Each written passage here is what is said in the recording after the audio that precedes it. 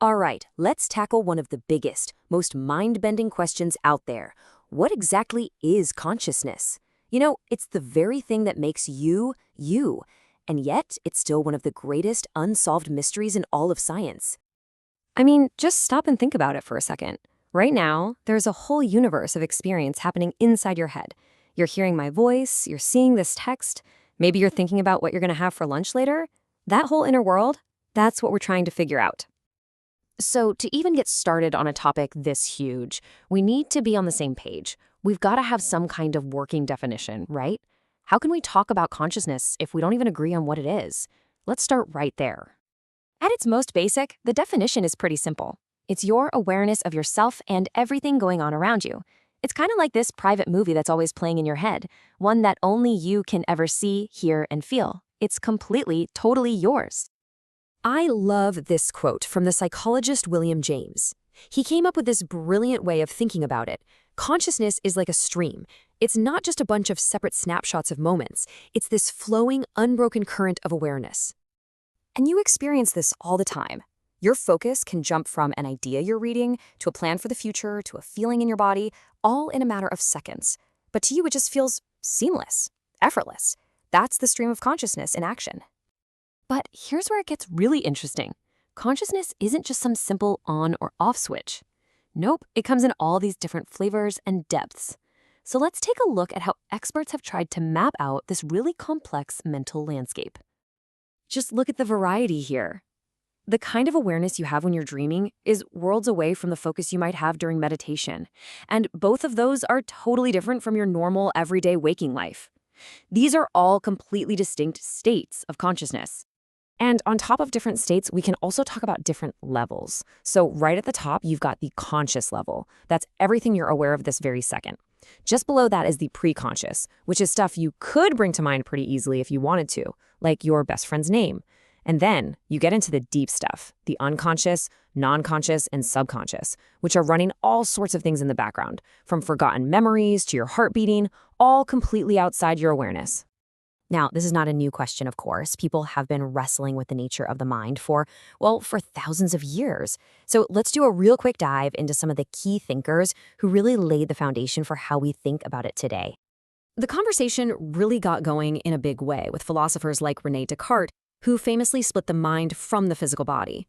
Then, as psychology started to become a real science, you had William James giving us that amazing stream analogy. And then, of course, there's Sigmund Freud, who completely changed the game by focusing on the huge hidden world of the unconscious mind. He made us realize just how much is going on under the hood, which was a massive step forward. Okay, that brings us to today. And while we still don't have the final answer, scientists have come up with some really powerful theories. I like to think of these as the prime suspects in our investigation into how consciousness actually works. The three big theories on the table right now each come at the problem from a totally different angle. One tries to literally measure consciousness, another tries to describe its job, what it does, and the third looks at how the brain keeps tabs on itself. And, they might not be mutually exclusive. The real answer could be a mix of all three.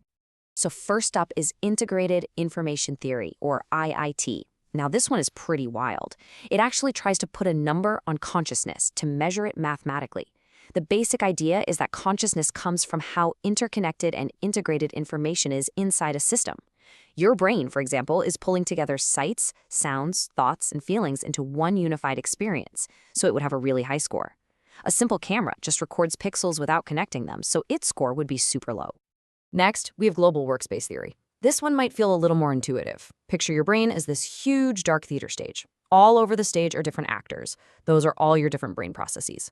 Consciousness, in this theory, is like a single powerful spotlight that shines on just one actor or a small group and broadcasts what they're doing to the entire rest of the theater. And finally, there's Attention Schema Theory.